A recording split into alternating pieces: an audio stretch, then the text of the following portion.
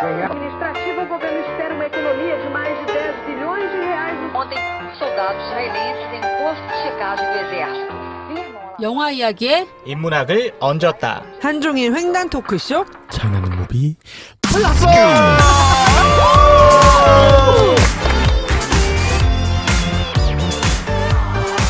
여기 히말라야인가요? 아우 이 메아리. 산에 많이 간다더니 요즘 사람들이. 산에 거의 못 가서 야호 수준의. 끝까지 살아남아라. 전대미문 재난 블록버스터 부산행.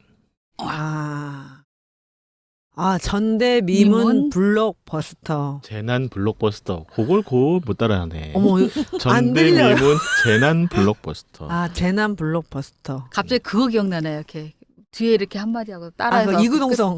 아니 이구동성 아니야. 가족 오락관. 가족으로 고요 할까? 속의 침묵.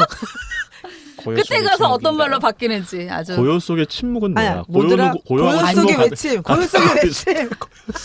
갑자기 그게 생각나네. 가족 그 오락관이에요. 가족 대지진의 오락관. 감독을 누구라 그랬지? 진짜. 덩샤오핑 감독의 대지진 막 이거가 생각나. 그렇죠. 여기 가까운 곳에 예. 경찰서 있나요? 모욕죄 신고됩니까? 그게 저희 첫 번째 영화였던 것 같은데요. 어. 당산 대지진이. 나 당산 그때는 대지진. 멀쩡했어. 아니 그래도 뭐 샤오짜는 맞아 떨어지네요. 그치. 예. 펑샤오강 감독, 왜 요즘 덩샤오핑. 세 글자 중에 하나는 맞았잖아요. 그래 맞았네. 33%예요. 그럼 된 그게 거지 왜 뭐. 한자입니까? 샤오 두 글자. 아니 한국 사람은 아니 그 한 글자를 한글로 쓰면 두 글자예요. 샤오. 이거를 머리 누가 아프다. 이길까? 이거 진짜 뭐 또 댓글에 뭐 중국어 1도 모르는 게 나와가지고 떠든다고 하실지 모르겠지만 중국어를 한국어로 쓰면 샤오 두 글자. 네 글자 중에 하나는 아, 25%네요. 제 말씀이 그 말씀입니다. 이거는 네. 뭐 중알못인 저로서는 중요한 문제예요. 퍼센테이지를 늘려야 된다고요. 저희는 연상호 감독의 영화로 지금 몇 번째 시간이죠? 두 번째입니다. 이제 겨우 두 번째. 반도하고요. 그러네요. 엄청 오래 한 것 같아요. 사실 저희가 코로나 때문에 못 그죠? 만나서. 네. 다들 건강하게 잘 지내셔야 되는데 저희 가까운 지인이 지난번 제 생일에 이디야 쿠폰을 쏘지 않았습니까? 그래서 제가 그 카톡에다가 반도 일부를 들어봐라. 감사의 멘트가 들어가 있다. 그랬더니 좋아요를 눌렀다는 희소식이 희소식이 들렸고요. 또 저희 제자들 학생들과 함께 댓글 부대를 동원해서 저희 영화 중에 한 편에 지금 댓글 달기가 시작되고 있어요. 아니 왜 팟캐스트를 사유화해 자꾸. 네. 아니 이거는 대중화라는 표현이 맞습니다. 대중. 우리도 아니 알려드릴까? 사유화라니요. 그리고 또 뭐 제가 또 아끼는 저희 연구자 후배님이자 뭐 연구한 선생님이 즐겨 듣는데 네. 그 선생님은 아마 팟캐스트 쪽인지 듣는데 이게 후원하는 방법을 잘 모르겠다고. 직접 쏘면 되는데. 계좌번호 불러주세요. 아이고 왜 이러세요? 그래서 이제 그런 또 이렇게 찐팬들의 신호들이 있다라는 거. 그럼 저한테 넘기세요. 네, 그래서 담당은 늘 제가 아닙니다. 이렇게 감사하게 해서. 생각합니다. 연상호 감독 근데 자기 소개를 안 했군요. 그런가요? 저는 아이유 팬카페 이번에 신여성으로 가입한 신여성입니다.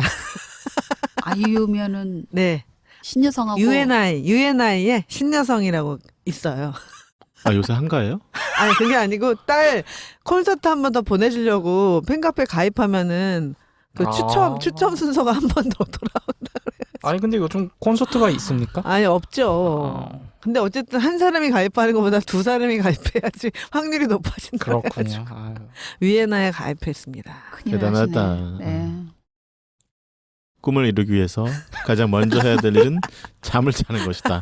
아우 졸립다. 아유 졸리는 졸리는 시간? 오늘도 졸리시군요.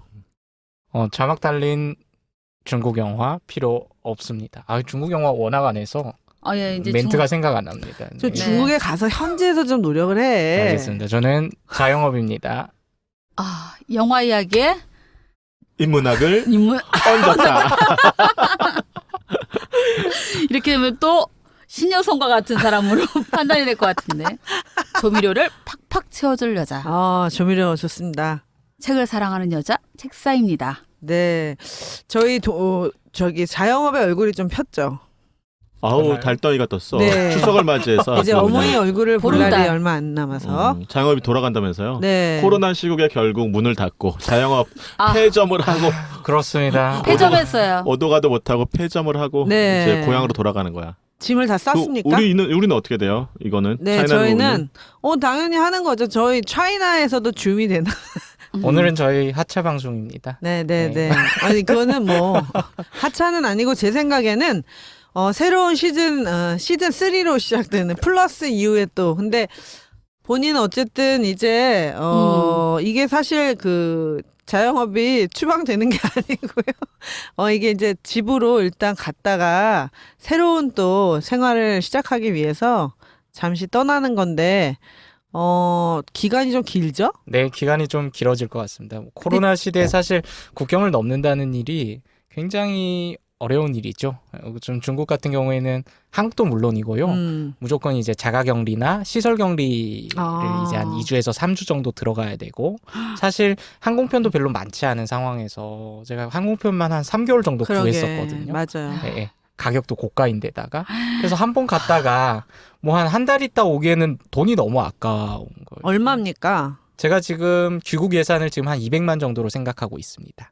티켓비는 얼마예요? 티켓비는 한 지금 60만 원에 해결했고요. 편도 싸게 했네. 네네네. 편도 싸게 해결한 편이고요. 편도. 편도가? 네, 편도 60만 원. 그러니까 중국 같은 경우에는 지금 자가격리가 안 됩니다. 네. 강제 호텔에서, 시설격리. 네네네네. 오. 방역 호텔에서 이제 격리하는데 당연히 제일 비싼 호텔을 주겠죠.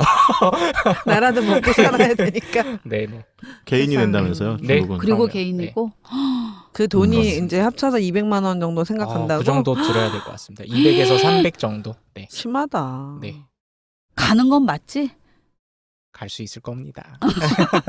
기도 중입니다. 비자 때문에 가는 거예요 지금? 네, 전 비자 때문에 갑니다. 아, 네. 어쩔 수 없이 가야 되네. 어떡해. 그러면- 그럼 무슨 행위라고 그래야 돼 그거를? 이건요. 부산행도 귀국행? 아니고 귀국행? 귀국행? 귀국행, 근데 다시 차이나행 돌아오는 거잖아요 또. 네, 돌아와야죠. 아직 졸업장도 못 받았으면서 뭘 그렇게 결연하게 뭐 그런 말씀은 독립운동하러 갑니까? 참나. 집에 어머니 만나러 가면서 그래서 줌으로 아마 저희가 온라인으로 진행을 하게 되면은 다음에 제가 말씀을 드리겠지만 약간 음성이 해외 특파원 음성으로 진행이 될지도 몰라요. 현장 연결하세요. 현장 연결. 그러니까 네. 눈 똑바로 뜨고 기다리라. 그런 거 있잖아. 현장 나오세요. 현장 나오세요. 이런 거. 그래서 그렇게 하면 되겠다. 그냥 어차피 여기서 스튜디오에서 줌으로 참여를 하면 되니까요. 아니 그리고 제가 한 5개월 정도 지금 중국에 머물 계획인데 딱히 할 게 없습니다. 지금 학교도 다 휴학 낸 상태고 하다 보니까 전에 저희 차이나는 무비에서 다뤘던 그 영화 속 영화 속 이제 가는 거? 관광지들 있잖아요. 혼자 가려고? 그쪽에 한번 다녀볼까도 지금 생각 중이에요.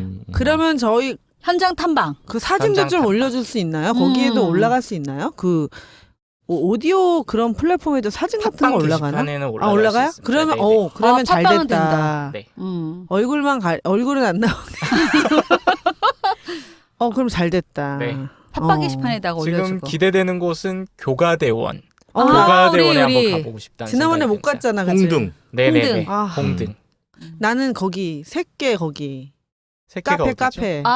새끼 그 상하이에 있는 그 반지? 그건 허구된 지명 아닌가? 촬영소. 아. 촬영소 말이야. 그 카페. 반지 마지막에 이렇게 코너 같이 이렇게 그녀가 앉아있던 카페 있잖아. 세트장 아닌가요? 세트장인 것 그거 같아요. 있다고 그러지 않았어요? 모르겠어요. 있을 거예요. 전 부탁해. 새끼를 사실 그닥 막 자세히 보진 않았거든요. 믿을 수 없어. 유튜브에 있어. 근데 그 얘기하니까 우리 유튜브에서 새끼가 가장 조회수가 높아요. 유튜브에 있습니다. 아유, 무삭제판으로 한번 이제. 그러면 저희가 자영업의 그 체류 기간 동안 스페셜 외전으로 네. 현지 코너 하고요. 그다음에 저희 현장 연결해서 진행하는 방식으로 해서 외전 진행 방식을 좀 고민해 보겠습니다. 오디오가 좀 달라지긴 해도 뭐 다른 지상파 방송도 지금은 해외 연결해서 라디오를 하기 때문에 청취자들한테는 무리가 없고요. 연결만 똑바로 제 시간에 들어오면 됩니다. 자, 기대되는데요. 네. 그러니까 답답한 본인이 오겠죠 뭐. 대한민국 재난 블록버스터의 새로운 역사가 시작된다. 대한민국을 덮친 전대미문의 재난. 부산행 열차에 몸을 실은 사람들의 생존을 건 치열한 사투. 전대미문이 계속 나오는군요. 아, 유치에 똑같은 거 계속 써먹고, 이런 영화사들의 이런 그 부실한, 빈약한 이런 그 수사. 아, 너무 좀 그런 것 같아. 전대미문에. 뻔한 문기. 진짜 저는 그거 너무 유치한 것 같아. 그죠? 남수 정- 동절 안 하네. 아니. 근데 그게 또 어. 책에서도 마찬가지인데요. 아, 그래요? 너무 이상하게 새롭게 쓰면 아예 다가가기 못 힘들어요. 알아듣더라. 아하. 혹시 그거 알아요? 예전에 파스텔 광고? 네. 그게 결국 친근감이 있는 거거든요. 뭐였지? 정말 세련되게 광고가 안 되면 이렇게 유치하게 하는 것도 전략이었어요. 다지다 같은 거? 아주. 파스텔 광고.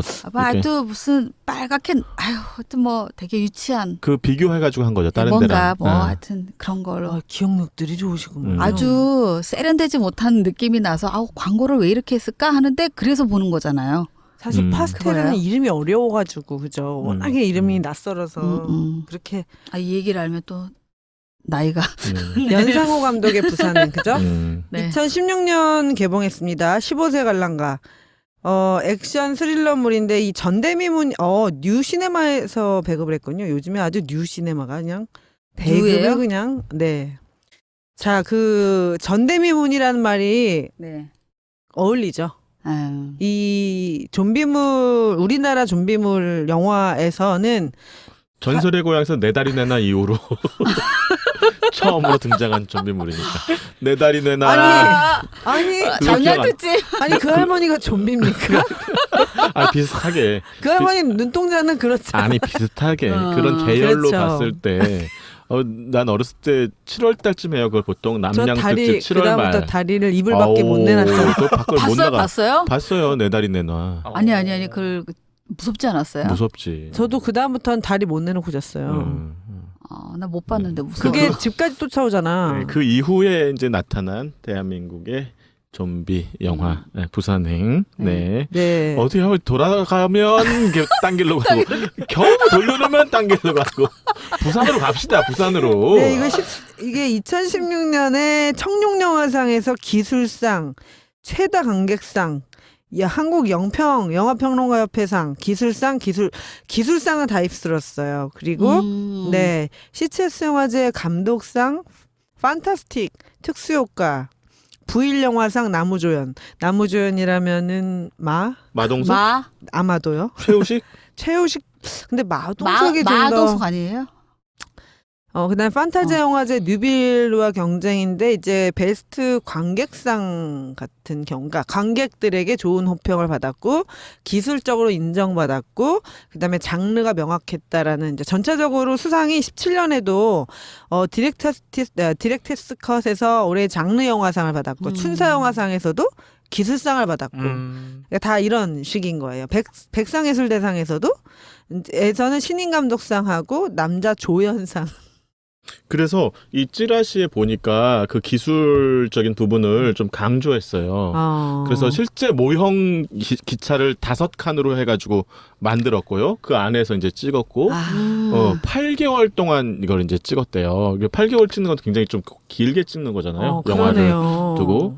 그 다음에 조명을 40개를 달아가지고 그 300km라고 하는 속도감을 만들어냈고, 우리나라의 VFX라고 그러죠. 네네. 비주얼 이펙트. 그쵸. 예, 그 비주얼 에펙트 기술진들이 100명이 넘게 붙었대.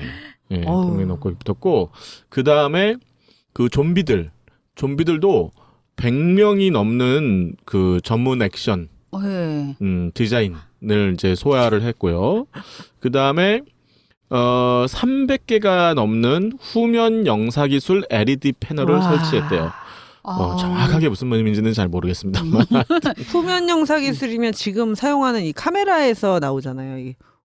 후면 동시에 이렇게 여기 후면에 카메라가 3개 붙어 있잖아요. 네. 그래서 입체감을 더 주는 거죠. 평면적인 게 아니고 카메라가 여러 개니까. 네. 그다음에 컴퓨터 그래픽 작업을 600컷이나 했대요. 네. 그래서 진짜. 기술적으로 상당히 많은 새로운 시도들을 한 거는 분명하네요. 네. 그쵸. 근데 스토리도 또 굉장히 짱짱하고 완성미가 재밌었어요. 새로운 영화였는데 새로운 스토리로 재미있었죠. 예. 저는 그 공유가 마지막에 그 그 기차에서 마지막에? 떨어지는 장면이 K 컨텐츠답다는 생각이 들었어요. 그러니까 엄청 영웅심은 아니잖아요. 막 예. 엄청난 사람을 구하고 뭐 막 브레이브하트를 외치고 이런 건 아니지만 킹덤에서 그 부하들이 왜 자기 왕을 살리기 위해서 막 밀려오는 좀비를 막아내면서 자기 왕을 지키는 모습처럼 사실 서양 좀비들은 눈 한번 휘가닥 되면은 영혼이고 뭐고 없어지잖아요. 근데 우리나라 좀비들은 눈이 뒤집어져도 일단 끝까지 왜 우리나라 휴머니즘 같이 드라마 주인공들처럼 총에 맞아도 한참 말하잖아요. 죽기 전까지 계속 말하잖아요. 우리. 아니 좀비가 될 때까지 시간이 있어. 꽤 있어. 사람마다 틀리다고 했어요. 좀비. 사람마다 계속 뭔가 이게 계속 사람이 되어. 난 그게 제일 궁금했거든요. 아니 그러니까 이 영화의 보통 프리퀄이라고 얘기되는 네네. 서울역 연상호 감독의 애니메이션이죠. 서울역도 보면 오늘 우리가 두 영화 같이 지금 다루려고 하는 건데 서울역에도 보면 그 좀비가 물리고 나서 좀비가 되기까지 시간이 꽤 걸려. 특히 그 여자의 혜선인가? 긁혔죠. 네, 혜선이는 살짝 긁혔는데 이제 막판에 한참 걸렸어. 바뀌잖아요. 그다음에 경찰 아저씨 중에 왜 어깨에 총 맞아친 아저씨 맞아. 그 같이 감옥 안에 스스로 들어갔는데 한참 걸렸어. 그 아저씨도 변하는데. 그게 너무 신기하지 않았어요? 좀 이상하지 않았어요? 어떤 사람은 바로 좀비가 되잖아요. 여기 기차에서도. 그렇죠. 나는 그거 보니까 연상호 감독이 얘기했는데 그게 체질마다 다르다고. 갑자기 웃음으로 가네요. 우리 A형이냐 A형이냐 O형이냐에 따라 달라지는 거야? 한의학에 따른 소음인 사상체질. 사상체질에 따라 달라. 아니 뭐 부산행에서는 물리고도 좀비 같은 그런 공격성을 안 띠는 사람도 사실 있잖아요. 그 할머니 같은 경우에는 굉장히 순하잖아요. 그러니까 그 체질마다 다른 걸로 해석을 예수정. 소음인, 태음인, 태양인 이런 거. 근데 그거는 너무 복잡한 설명이다. 근데 그러니까 어쨌든 시간차가 있어. 근데 그 예수정 할머니가 창밖에서 되게 이렇게 있는데 그 할머니를 이제 할머니하고 같이 죽으려고 이 동생 할머니가 문을 열잖아요. 이 뒤쪽에 있는 나쁜 놈들도 같이 죽이려고. 그런 거를 보면은 이 우리나라 좀비, 그러니까 정말 부산행에만 있는 K 좀비물의 특성이 있긴 있어요. 그러니까 신과 함께도 특히 1편에서 신파란 말을 많이 들었지만 정말 그 한국 사람들만의 어떤 그 독특한 면이 있다고 생각했는데 그거는 이제 지옥과 현세 뭐 이런 거라면 정말 우리가 영혼이 없다라고 생각했던 좀비마저도 외국 사람들은 좀비나 흡혈귀 이런 걸 다 같은 레벨로에다 놓고 생각하잖아요. 근데 비인간계 이런데 우리나라는 그것마저도 이 현생이랑 붙어 있는 어쨌든 측은함이라든지 인간에 대한 어떤 자기의 어떤 그 애정과 미련과 어떤 그 강한 끌림 같은 것들을 마지막 순간까지도 갖고 있는 존재? 그런 게 인상 깊다는 생각이 들어요. 부산행이. 그래서 K-좀비라는 말을 쓸 수 있는 부산행은 거죠? 정말 그럴 수 있다. 신과 함께 얘기가 나와서 그러는데요. 그 국내에서 여러 가지 이제 수상 정황을 말씀해 주셨잖아요. 이게 해외에서도 굉장한 흥행 수익을 챙겨갑니다. 이게 한국 영화 사상에서 세 번째로 해외에서 1억 달러 이상 수입을 걸어들인 영화입니다. 그럼 첫 번째, 두 번째가 있겠죠. 우리나라 영화로? 네네네네. 이게 세 번째거든요. 첫 번째가 뭘까요? 신관계가 세 번째고 이게 부산행. 부산행이 세 번째라고? 부산행이 세 번째고요. 부산행이. 그럼 퀴즈인 거예요? 퀴즈? 퀴즈입니다. 퀴즈. 상품을 걸으세요. 뭘 걸까요? 그래도 안 나올 것 나 같은데요. 중국행 비행기표. 나 교과대원 직행으로. 같이 가려고? 신과 함께일 것 같아. 1, 2등 중에 신과 하나. 함께는 나중에 나왔죠. 2018년에 나왔으니까 한번 사실 대답한 사람은 그 제외. 앞전 걸로 생각하셔야죠. 한번 대답한 사람 그래요? 제외. 제외하라고. 네네. 그러니까 한국 영화 중에서 세 번째로 일단 1억 달러를 돌파한 영화입니다. 상품을 걸란 말이야. 근데 CG가 상관없이 흥분했어. 상품 나오니까. 신여성 흥분했다 그냥 또. 일반 영화입니까? 힌트를 주십시오. 한 명 제꼈을 때. 그럼요. 일반 영화죠. 다 우리 국산 영화죠. 특수 효과가 들어간 영화가 아니고. 제한 시간 없습니까? 이게 더빙 시간을 말해야 되는 거 아닙니까? 제한 시간 1인당 5초. 잠깐만 무슨 영화? 시간 순으로 앞에 부산행보다 먼저 나온 영화겠죠. 신과 함께는 나중에 나왔잖아요. 그럼 제가 네. 안 근데 되는데. 뭐가 있을까? 특수 효과가 뭐, 들어간 내가 영화일까? 봤던 영화일 것 같은데. 국제시장 같은 건 안 될 것 같고. 국제시장. 오. 네, 국제시장 맞췄어요. 야, 이게 얼떨결에 맞춘 거야, 지금. 국제시장이 그렇군요. 두 번째입니다. 첫 번째가 아닙니다. 질투심에 그렇게 첫 번째 명량. 명량. 명량. 정답입니다. 보세요. 나 명량 하려고 그랬는데. 무슨 말씀이세요? 나 명량 하려고 그랬어. 이거 뒤늦게 상 받고 안 싶어가지고. 하면 없는 거예요. 나 교과대원 직행. 명량이 이제 2014년에 나왔고요. 아. 국제시장이 2014년이네요. 네, 어머, 국제시장도 벌써 2014년. 그렇게 됐어요. 네네. 그리고 이제 박근혜 정부 때 나왔으니까. 맞아요. 그리고 이제 부산행이 1억 달러를 이제 돈 아니 나옵니다. 그게 외국에도 순위는 어떻게 돼요? 순위는 2위입니다. 2위 부산행. 부산행이 1위는 뭘까요? 이건 너무 명백한 국제시장. 거죠. 아니죠. 이거는 명량. 지금까지 이거는. 지금까지. 네, 다 지금까지의 합쳐서? 순위. 지금까지의 순위. 지금까지 신과 네. 함께지. 기생충. 기생충. 기생충. 기생충이죠. 그래. 그렇지. 기생충 기생충이죠. 넘기 네. 힘들지. 3위가 극한 직업입니다. 극한 네. 직업. 그거 치킨 때문 아닐까? 마약과 치킨. 그 해외 박스오피스가 괜찮았습니다. 대만 같은 경우에 1130만 달러. 예, 대만에서 아. 많이 잘 나갔어요. 1위를 유지했고요. 홍콩도 950만 달러입니다. 부산행이. 그리고 필리핀이 600만 달러, 말레이시아가 520만 달러, 싱가포르이 400만 달러.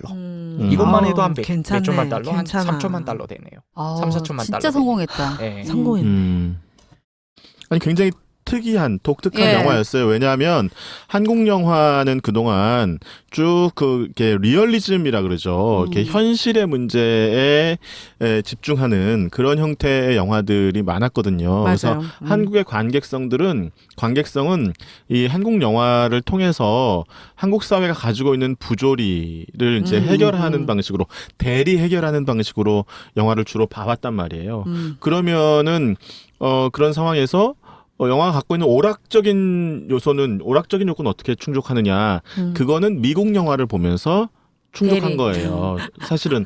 그래서 미국 영화가 한국에서 성공한 영화들을 보면 다 판타지물이에요. 뭐 겨울왕국이라든지 뭐 트랜스포머라든지 뭐 어벤져스라든지 뭐 우주에 날아가는 인터스텔라라든지 뭐 이런 영화들이 인셉션, 다 다 그러네. 네. 천만이 넘는 영화들이었는데 대부분 다 판타지 영화예요. 그러니까 그런 판타지적인 오락적인 요소를 미국 할리우드 영화를 통해서 이렇게 대리만족을 해왔는데 이런 좀비물이 그래서 좀비 캐릭터가 나타나기가 힘들어요. 왜냐면 비현실적인 캐릭터잖아요. 굉장히 현실에 있을 수 없는 캐릭터이기 때문에 그래서 부산행은 이 좀비라고 하는 캐릭터를 가져왔기 때문에 한국의 판타지즘을 새롭게 선도했다. 그런 의미도 하나 있고요. 그다음에 그럼에도 불구하고 그 판타지 캐릭터 속에 여전히 한국적 리얼리즘, 한국의 현실을 담아내는 작업들을 동시에 했다. 그런 측면에서 의미가 있는 것 같아요.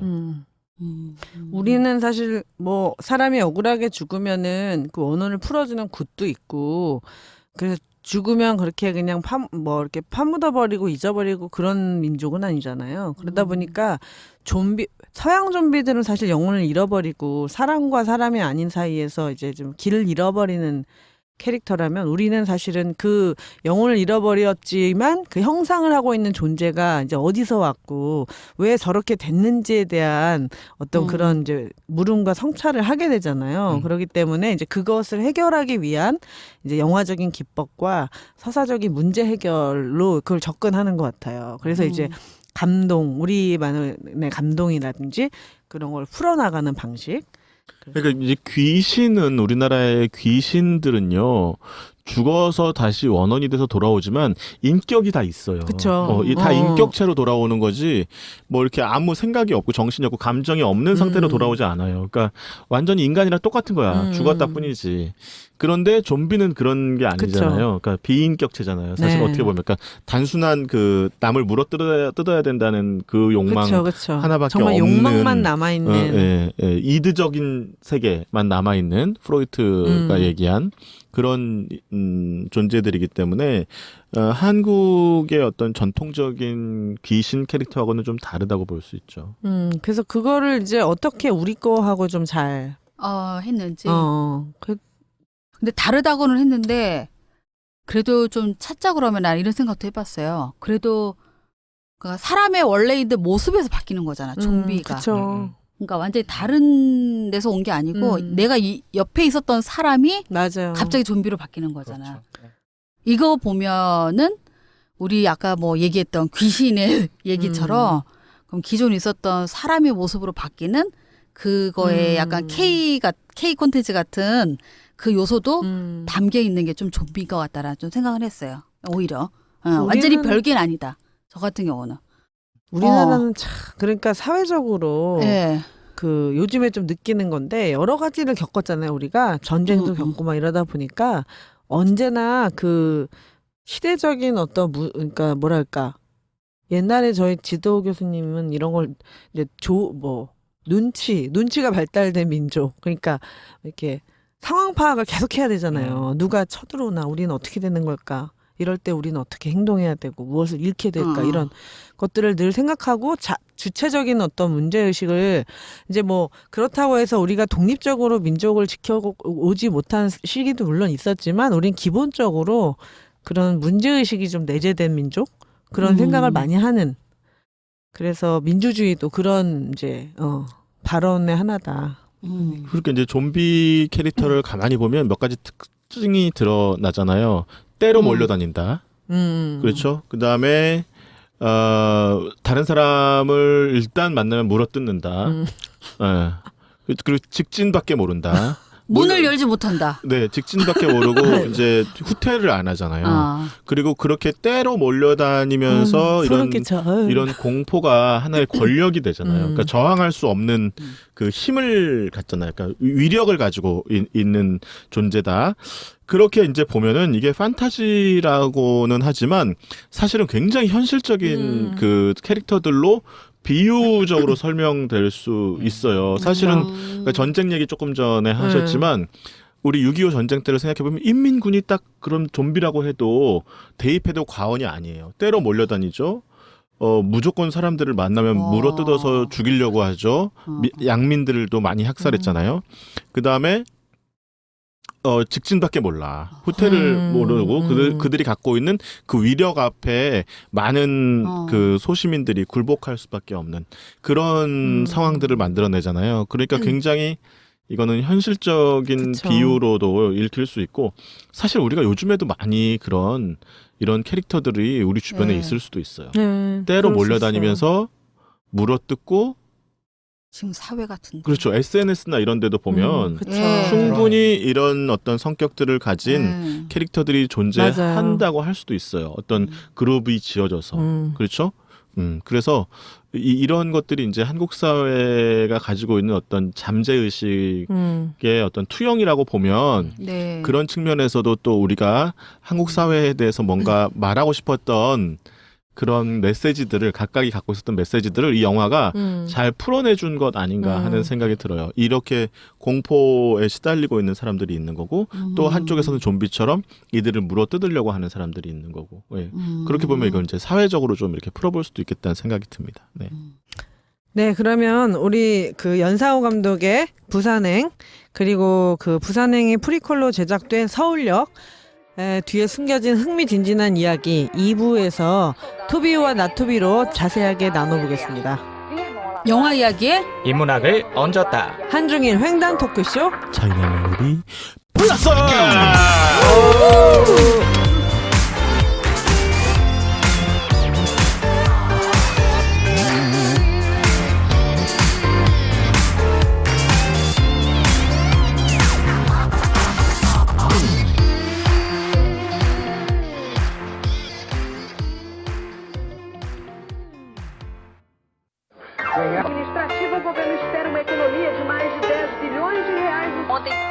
soldado israelense em posto de checagem do exército.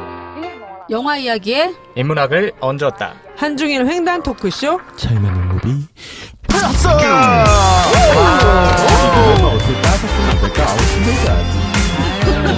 살아있다는 증거. 살아있다는 증거 얼마나 좋습니까? 살아있습니다. 희망의 증거. 자, 희망의 증거부터 자기소개. 살아있는 분부터. 살아있지요? 자고 있습니다. 꿈을 이루기 위해서 꿈을 꿔야 합니다. 꿈꿈입니다. 너무 건성건성도 하시는데. 이제 애정이 비행기 없어요. 탄다고 막내. 내가 원래 피부가 건성이야 좀. 저는 이제 사업장을 접고 해외로 진출할 자영업입니다. 도망가는 게 아니고 진출이야? 진출이라고 이름 붙여야죠. 진출이라고 해야지. 그렇죠. 책을 사랑하는 여자 책사입니다. 네, 저는 22세기 여성 신여성입니다.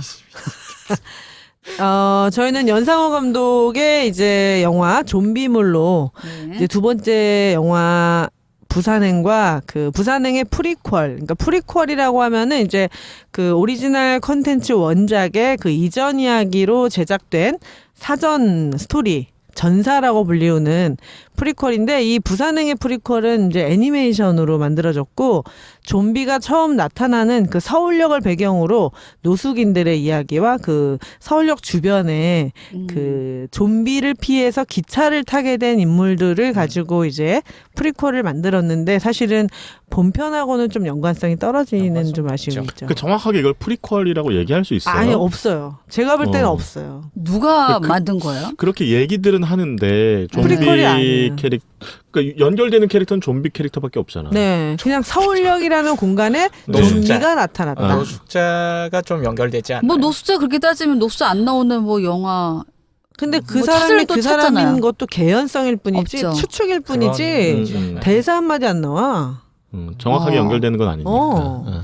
사실 반도 같은 경우에는 부산행 2라고 이제 홍보를 했었잖아요. 그랑 똑같네요. 예, 근데 사실 별로 연결되는 게 없었는데 이번에 올해 7월 1일에 그 부산행이 이제 재개봉을 합니다.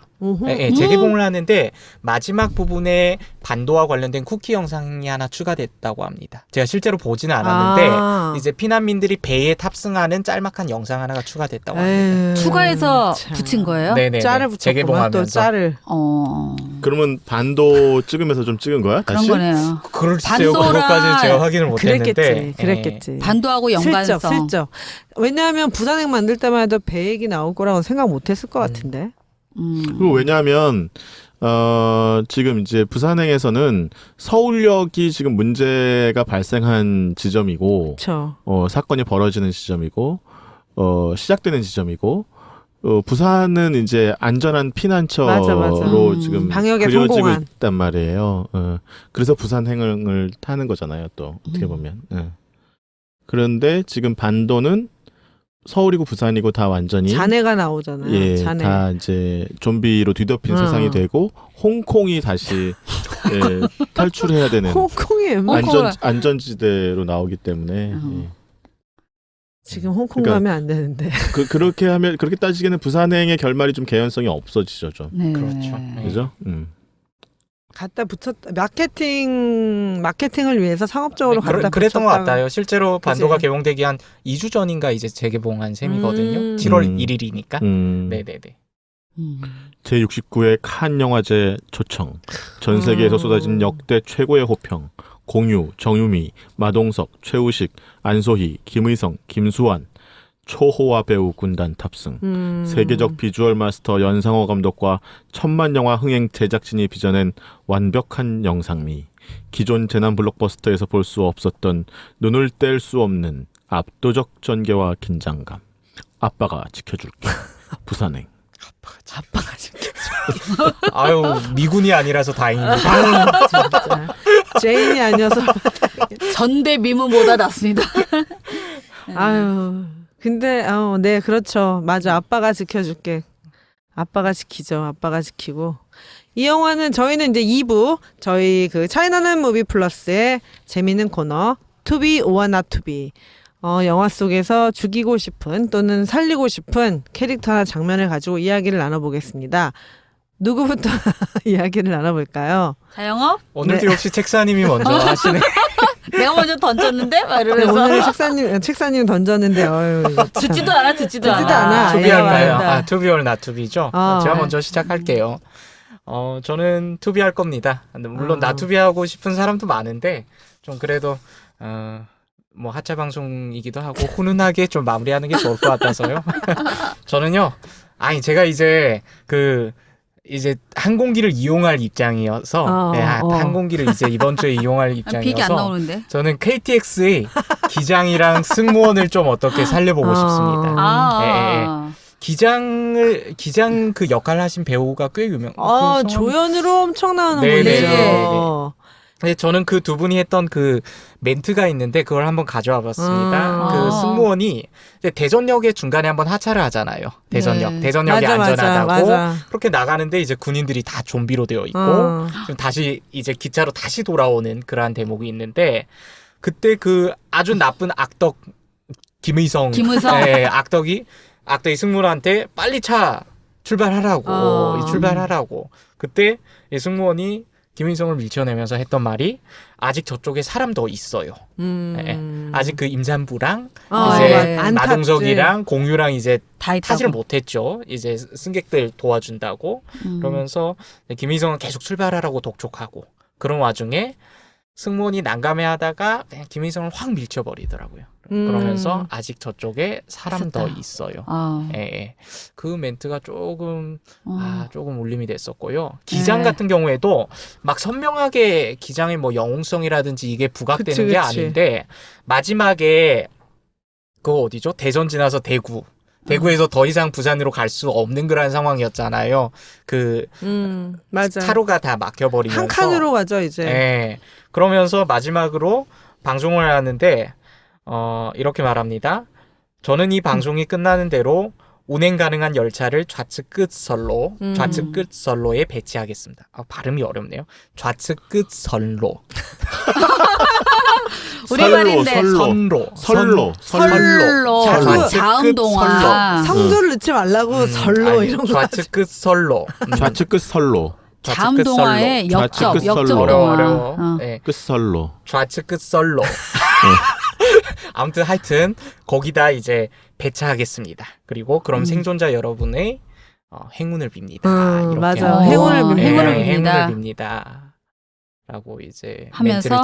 멘트를 치고 이제 뿔뿔이 흩어지는데 또 사실 그리고 자기는 마지막에 죽잖아요. 마지막에 죽죠. 죽는 거지. 예. 그것도 결국엔 김의성 때문에 또 죽잖아요. 김의성 때문에 죽죠. 김의성을 구하려고 나왔죠 다시. 예. 그 좌측 끝 선로에 올라탔는데 김의성이 못 올라오고 막 좀비한테 쫓기니까 그걸 구해주려다가 아유. 김의성이 여러 명 죽이고 여러 명 죽이죠. 진짜 그치. 어디 가나 민폐 캐릭터들은 어쨌든 그러니까 뭔가 작은 역할의 울림을 얘기하는 거네. 맞아요. 저는 그렇게 따지면 노숙자. 작은 역할의 울림을 했던 거. 그러네요. 너무 작은데. 근데 이게 계속 민폐 사실 작은 울림인데 별 볼 일 없는 멘트인데 왜 더 울림이 되냐면 영화 속에서 행정안전부 장관인가요? 하여튼 정부의 고위관료가 나와서 멘트를 치는 게 있어요. 정부는 절대로 여러분들을 버리지 않습니다. 이런 멘트를 하죠. 근데 정부가 한 일은 없잖아요. 네. 정부의 그런 정부가 어디서 다 난리. 정부는 실종됐잖아요. 정부의 역할에.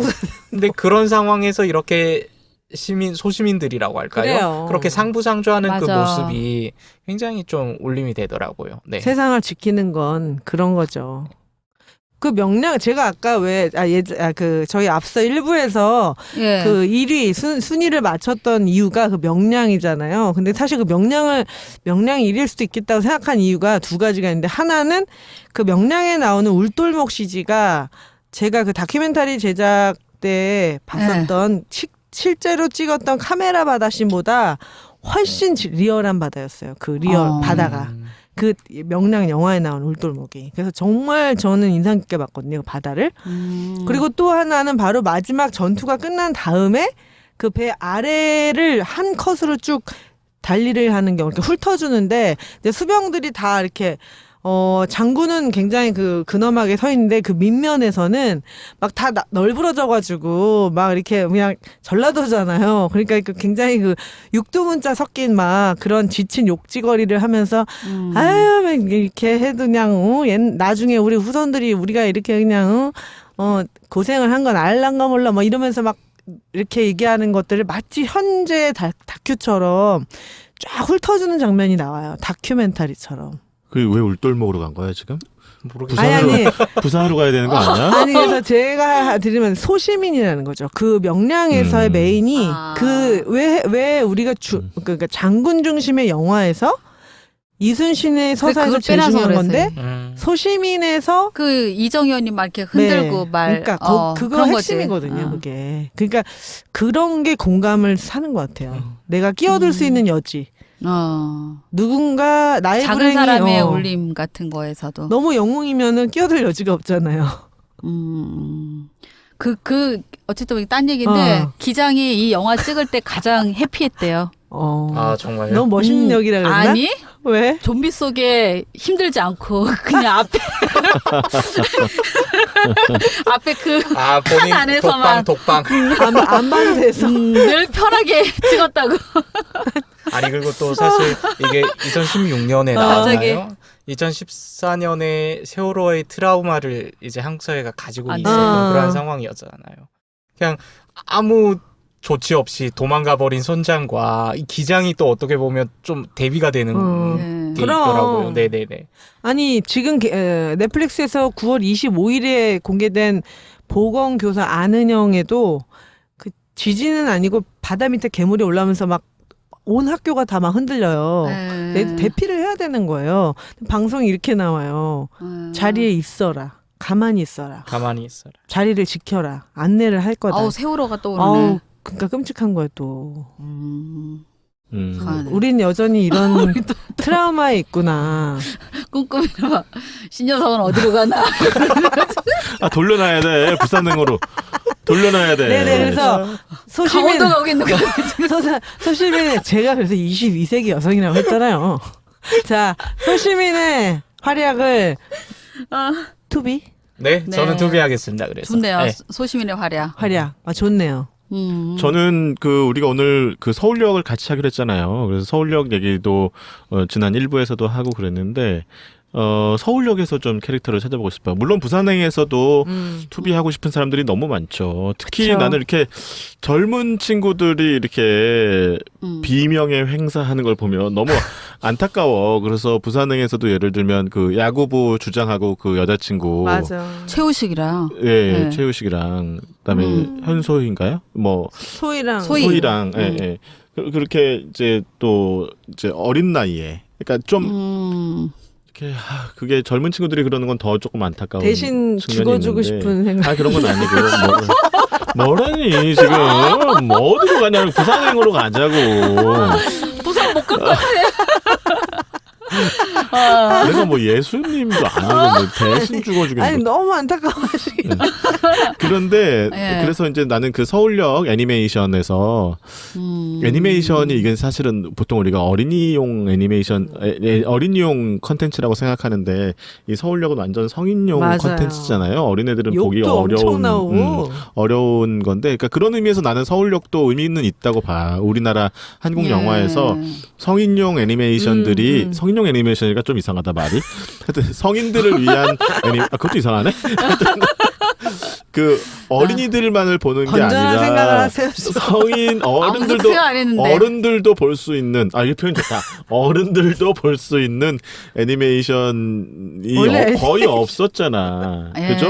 거의 없었잖아요. 옛날에 어른의 이야기를 다룬 몇 번 시도했다가 다 말아먹고 맞아요. 많이 망했죠. 말아먹고 망하고 그래가지고 기껏해야 애니메이션 그럼 우리나라 애니메이션 그럼 마당을 나와 남탕 이런 거 오세암 이런 건데 그렇죠. 이런 건데 나는 이런 서울역 같은 이런 콘텐츠가 나올 수 있었다는 것도 이것도 꽤 제작비 많이 들었을 것 같은데 애니메이션 하면서 의미가 있다고 봐요. 의미가 있는데 물론 이제 이게 프리퀄이냐 아니냐 그런 논쟁은 있었지만 근데 나는 서울역에서 투비를 좀 찾고 싶어요. 그래서 아까 얘기했던 맥락하고 연이어서 보면 나는 그 기용이 기웅이. 정확하게 알고 있군. 아니 기용이. 그렇게 젊은이가 안타깝다. 젊은이. 왜냐하면 부산행과 서울역을 통틀어서 좀비 때문에 죽지 않는 유일한 캐릭터야. 아 걔가 기용이가. 그러네요. 사람한테 죽이면 되잖아요. 사람한테 그 포주한테 나쁜 포주한테 그 자기 여자친구를 지키려고 하다가 포주가 휘두른 맞아. 칼에 찔려 맞아. 죽죠. 굉장히 잔인하게 살해요. 네. 식도를 찔린. 목을 찔려가지고 죽죠. 그렇기 때문에 차라리 좀비에게 죽었으면 그냥 그러려니 할 텐데 이거는 나쁜 놈한테 죽임을 당한 거야. 그래서 그런 면에서 너무 안타까웠어요. 좀 물론 얘도 아주 착한 사람은 아니야.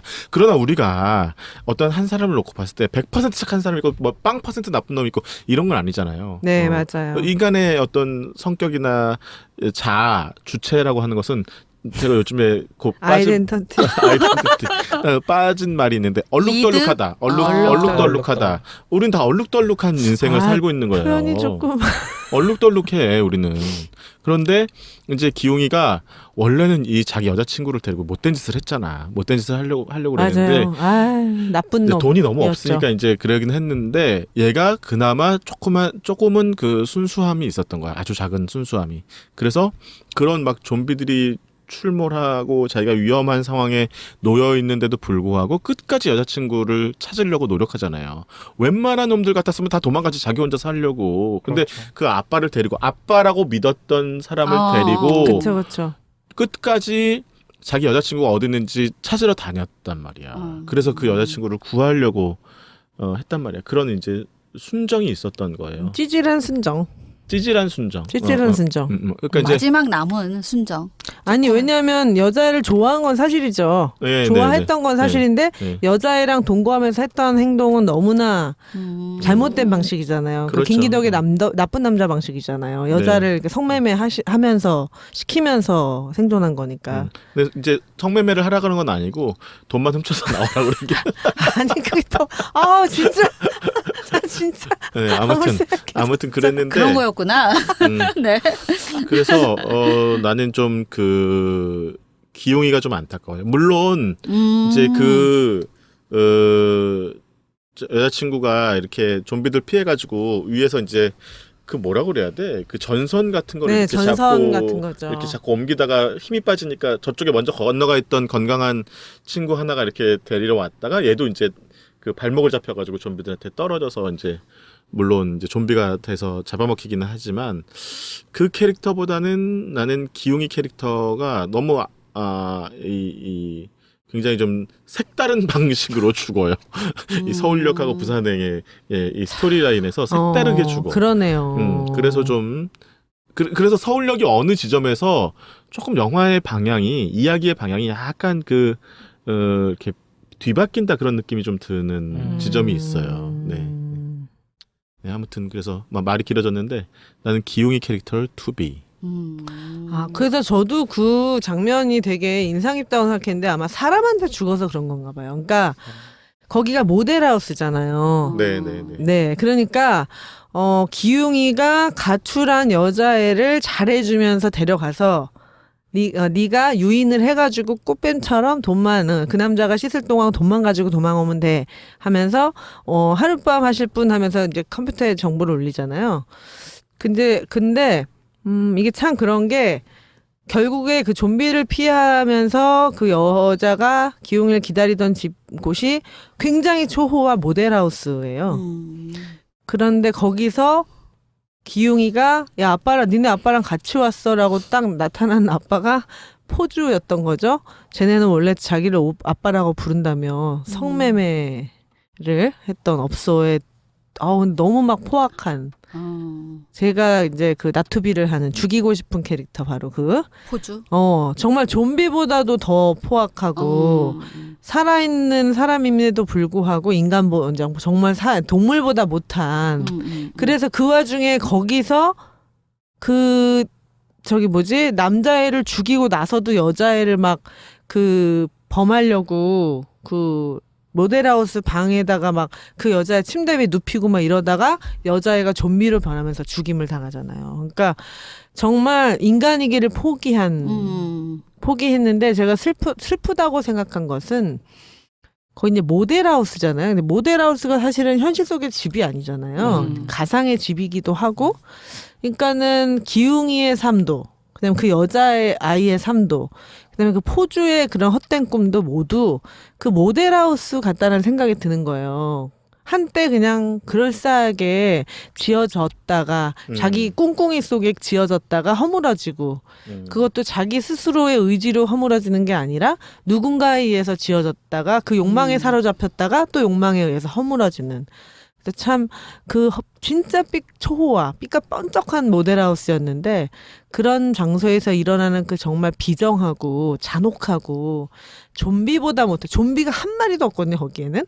근데도 이 좀비가 들끓는 저기보다 이 셋이서 벌이는 이 진짜 이 잔인한 죽고 죽이는 장면이 진짜 막 욕이 나올 것 같은 느낌이 들고 특히 아까 그 기웅이의 죽음이 더 씁쓸했던 건 아마 그랬던 것 같아요. 사람이 저렇게 사람을 그리고 그 와중에 그 여자애가 이제 긁혀가지고 이제 나중에 발병이 된 바이러스 때문에 여자애도 결국 죽지만 좀 그런 그 장면을 보면은 이 서울역의 프리퀄로서는 저도 작품이 좀 떨어지는데 연관성은 떨어지지만 작품성 자체로는 이 영화 자체로는 괜찮은 서사라는 생각이 저도 들더라고요.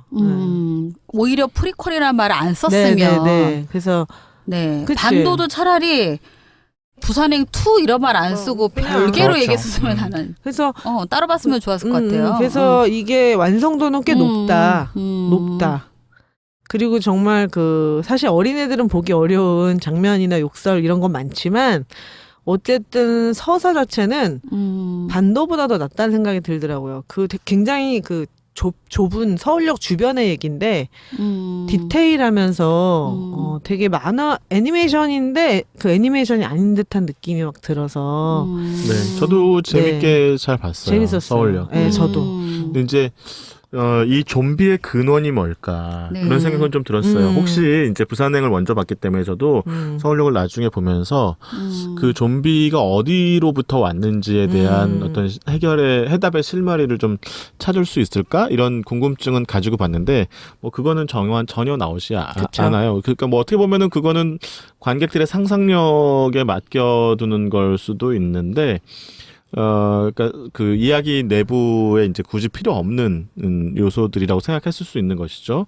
근데 하여튼 어디선가 나타난 좀비가 최초로 노숙자를 이제 감염시키고 그 노숙자에 의해서 이제 퍼져나가는. 서울역은. 네네네. 근데 부산행은 그렇지 않죠. 그 마을에 차라리 뭐죠? 연구소 같은 거에서 실험을 했는데 동물 사슴이 죽건 사슴 도로 위에 뭐지? 이번에 우한 바이러스처럼 고라니. 어떤 연구소의 부작용이다 라는 가설로 그걸로 시작된 거죠. 앞부분에 그런 얘기가 나오죠. 왜냐면 그 증권사에서 부산에. 투자하고 막 이런 얘기 나오잖아요. 그걸 막 숨기려고 은폐하잖아요. 결국 저는 그래서 비슷한 건데 제가 투비인지 나투비인지 저도 모르겠네요. 그러니까 저는 어쨌든 죽이는 건 제가 죽여드립니다. 그러니까 죽였죠? 그 얘기 조금만 더 하면 예. 그러니까 서울역이 프리퀄이 또 아닌 거예요. 그렇죠. 그렇기 때문에. 맞아요. 아닌 거예요. 왜냐면 서울역에서 먼저 나타났는데 별도의 얘기야. 다 별도이고 여튼 이 부산행에서 K 좀비에 대한 고민을 좀 하게 만들었던 것 같아요.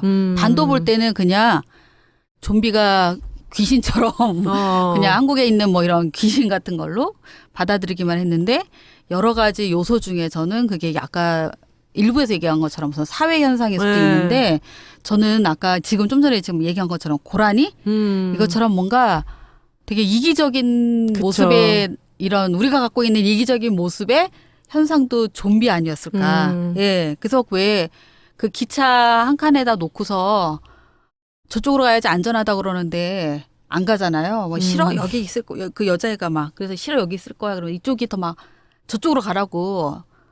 우리가 다 죽겠냐 이러면서 김의성이 악덕이 그렇게 얘기하는데 뭔가 이렇게 집단 이기적인 모습도 막 드러나고. 그렇죠. 근데 좀비보다 더 나쁜 게 결국 인간의 모습이야.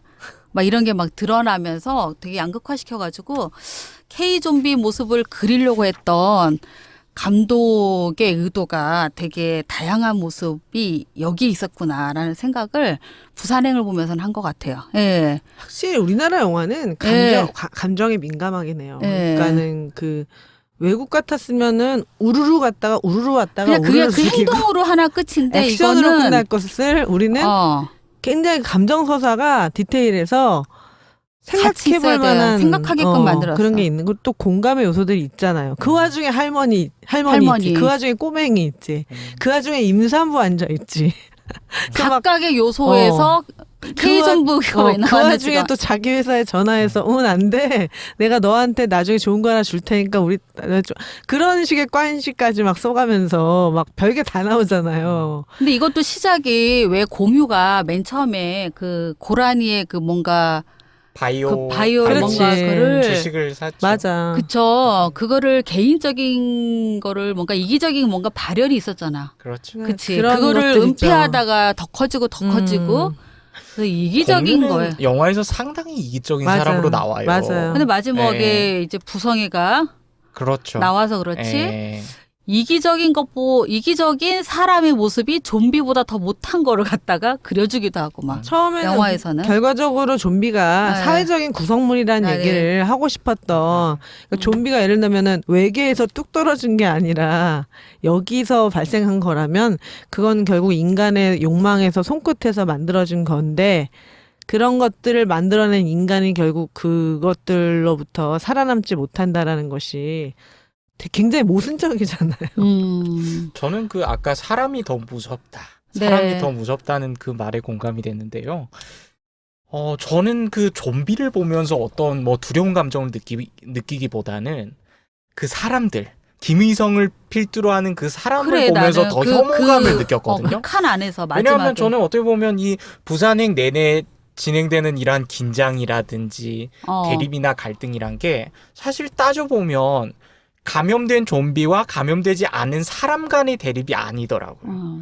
감염되지 않는 사람들 안에서 두 파로 이미 나눠져 있는 거죠. 이기적인 게 막 발현되고. 그렇죠. 제일 무서운 게 사람이야.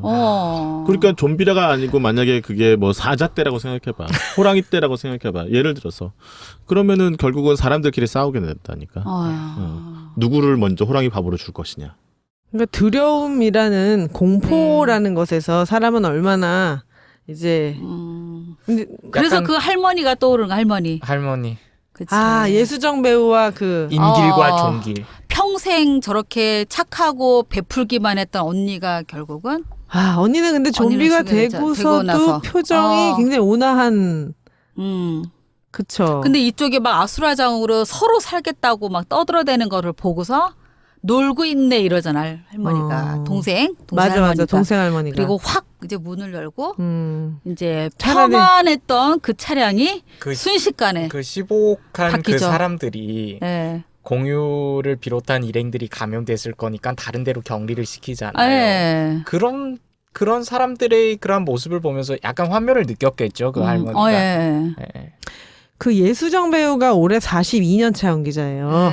근데 제가 예수정 배우가 최근에 8월에 이제 그 개봉했던 영화 69세 주연으로 출연했습니다. 근데 그때 인터뷰했던 기사가 기억이 났어요. 이분이 뭐라고 얘기를 했냐면 자기가 생각하는 진짜 어른이라는 건 두 가지 개념인데 첫 번째 가능한 한 남한테 피해를 주지 않는 존재 어른이란 그리고 두 번째 좀 제가 이걸 라이브로 들었는데 그리고 여력이 좀 있다면 내 삶을 내가 책임지면서 조금 더 여력이 생기면 다른 사람을 포용해 주는 것. 그것이 어른이다.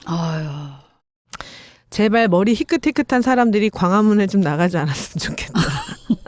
목사와 성직자라면 광화문에서 허튼일 하지 말고 성경 말씀 반듯하게 읽고 공부 좀 집중해라. 이렇게 얘기를 했었어요. 그래서 이 예수정 배우가 그 연극 무대를 오랫동안 쓰셨고 이쪽 연극계에서는 굉장히 그 내공이 있으셨는데 TV 브라운관에서는 몇 년 전부터 이제 제가 좋아하는 공항 가는 길 뭐 이런 드라마에서 나오셨는데 연기도 굉장히 좋고 카리스마가 있으시더라고요. 네, 맞아요. 한 컷이었지만 되게 정말. 인상 깊게 남잖아요. 영화도 우리가 아는 영화들 많이 출연하셨어요. 뭐 그 단역부터 시작해서 조연으로 도 나오시고 주연으로도 저희가 꽤 다뤘던 그 군산에도 나오잖아요. 군산. 아, 그랬나? 그 칼국수집 아, 사장님. 아, 그렇구나. 너무 막 진짜. 칼국수집 사장님. 그러네. 꽤 맞추게 해야 되는구나. 82년생 김지영에도 나오고 뭐 말모이, 허스토리. 매번 허스토리나 생각했다. 허스토리. 네. 허스토리. 그래. 그러네요. 연기가 엄청 자연스럽고 이번에 69세에서도 연기를 굉장히 호평받으셨어요. 자, 그러면은 저희는 네. 투비 오한 나투비로 참 인간 대 좀비가 겨루어도 사실 좀비보다 못한 인간들이 너무 많이 나오는, 결국 좀비는 우리 인간사의 투영이면서 그죠? 네. 슬픈 참 내면일 수도 있죠. 서울역도 아직 안 보셨으면 꼭 전 한 번쯤 보시라고 추천드리고 싶어요. 네. 2부를 여기서 좀 맞춰보는 걸로 하겠습니다. 영화 이야기에 인문학을 얹었다. 한중일 횡단 토크쇼. 차이나는 무비 플러스.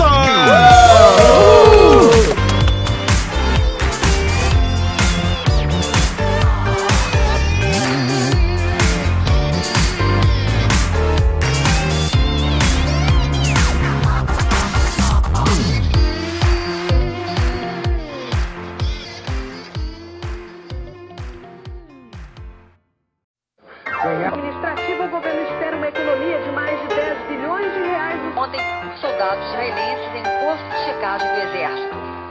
영화 이야기에 인문학을 얹었다. 한중일 횡단 토크쇼. 차이나는 무비 플러스.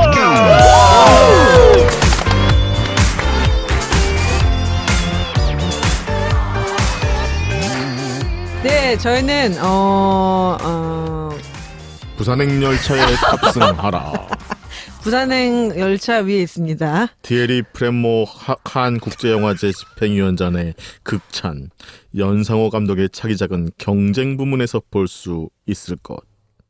기존의 할리우드 장르 영화, 한국 영화들에서 보지 못했던 전혀 다른 느낌의 한국적인 감수성과 톤, 그리고 쾌감을 보여주고 싶었다. 연상호 감독. 겁낼 필요 없어. 출산을 앞둔 부부 정유미, 마동석. 친구들이 아직 못 탔어. 야구부 에이스와 응원단장 최우식, 안소희. 아빠가 지켜줄게. 아빠와 딸 공유, 김수환. 부산행. 뭐 친구가 북에서 온 동무인 것 같습니다. 못할 것 같아가지고 다 싸그리로 남은 거 다 긁어모아서 읽었어. 아니, 부산행 동무가 아니고, 북에서 온 동무가 아니고, 산소가 모자라. 찜질방 안에 있는 동무인 것 같습니다. 저희는 3부죠. 연상호 감독의 연니버스를 좀 해보려고 K좀비물 반도에 이어서 부산행 그리고 서울역으로 두 번째 영화를 진행하고 있고요. 근데 연니버스가 별거 지금 잘 안 그려진다 네, 이거 아니야 우리 네. 결론은 지금. 맞습니다. 그죠? 연니버스가 뭔가 있었던 게 결국 아니고. 연니버스란 말을 만들어낸 기자와 평론가들에게 일침을 가해야 한다는 생각이 들었습니다. 네, 연니버스라는 표현을 굉장히 연상호 감독 반도 개봉하면서 우리나라 영화에 또 이렇게 유니버스를 구축해 가는. 근데 사실 연상호 감독이 당황했었어요. 그런 말을 듣고 인터뷰에서. 근데 왜 당황했는지 알 것 같아요. 영화를 분석해 보니까 충분히 당황할 만하고 아직 가지도 않았는데. 유니버스가 아니라 옴니버스 아니었을까요? 네, 왜 그렇게 앞서갈까? 프리퀄도 아닌 걸 프리퀄이라고 하고 네. 연관성 없는 것들을 감독이 당황스럽게. 그래서 자꾸 감독을 부추기면 또 다음에 또 제인에 이어서 또 다른 해외 모박물 나올까봐 좀 연상호 감독만의 어떤 독특함이 살아있기를 네. 좀 바라는 마음이 좀 있습니다. 최근에는 작품이 없으시죠? 반도가 지금 반도 있잖아요. 반도. 아주 비행기 탄다고 죄송합니다. 한국을 잊었니? 죄송합니다. 그래도 코로나 2.5단계 직전이어서 그쵸? 그래도 많이 봤어요. 저희 3부는 네. 인문학 드레싱입니다. 네. 저희가 이제 인문학 드레싱은 저희 차이나는 무비 플러스에만 있는 아주 고급지고 네. 드레스. 영어가 안 돼. 저 다 안 돼요. 네. 네, 그래서 오늘은 저부터 하겠습니다. 안 되는 분부터. 네, 아니에요. 저 오늘 좀 짧아서 먼저 할 거예요. 그리고 네. 제가 그 2부에서 제가 그랬잖아요. 좀비보다 좀 더 우리가 나눈 좀비보다 못한 인간에 대한 이야기. 그래서 제가 떠오른 시가 있었는데 바로 김수영의 절망이라는 시예요. 제가 정말 좋아하는 시고 가끔 인생을 살다가 쟤는 인생을 도대체 왜 저렇게 살지라고 하는 생각이 드는 사람이 있을 때마다 떠올리는 시입니다. 절망? 네. 풍경이 풍경을 반성하지 않는 것처럼 곰팡이 곰팡을 반성하지 않는 잠깐 것처럼. 좀 진지하게 읽어봐. 다시 네. 신앙송을 왜 그렇게? 그러면 어떻게? 제가 해볼까요? 네. 아니 자꾸 다들 너무 집중해서 웃음이. 저희 멤버들이 좀 우습게 생겨가지고. 풍경이 풍경을 반성하지 않는 것처럼, 곰팡이 곰팡을 반성하지 않는 것처럼, 여름이 더워서? 왜 그렇게 쳐다봐? 다시 할게. 김수영에 대한 모욕이라니까 이게. 그냥 편하게 읽겠습니다. 네네네. 풍경이 풍경을 반성하지 않는 것처럼, 교과서이네. 곰팡이 곰팡을 반성하지 않는 것처럼, 여름이 여름을 반성하지 않는 것처럼, 속도가 속도를 반성하지 않는 것처럼, 졸렬과 수치가 그들 자신을 반성하지 않는 것처럼, 바람은 딴 데서 오고 구원은 예기치 않은 순간에 오고 절망은 끝까지 그 자신을 반성하지 않는다. 네. 절망. 그 마지막 저는 이게 참 쉬운 것 같지가 않다 근데.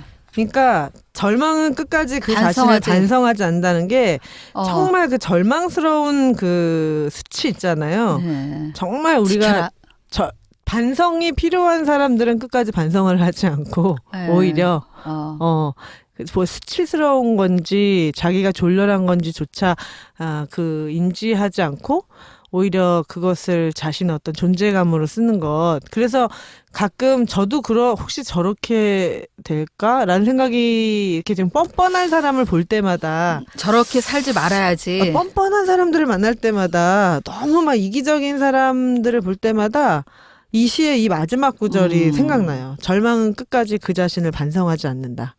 자기 존재를 어떤 방식으로든 그 존재감을 찾고 있다는 거죠. 네, 그래서 본인은 분명히 그게 아닌데 본인은 절망인지 모르는 거죠. 자기가. 그 끝까지 반성하지 않는다라는 표현이 저를 반성하게 만들고 그래서 근데 어느 날은 저렇게 모르고 살면 저 사람은 행복한 거 아니야? 이럴 때도 있어.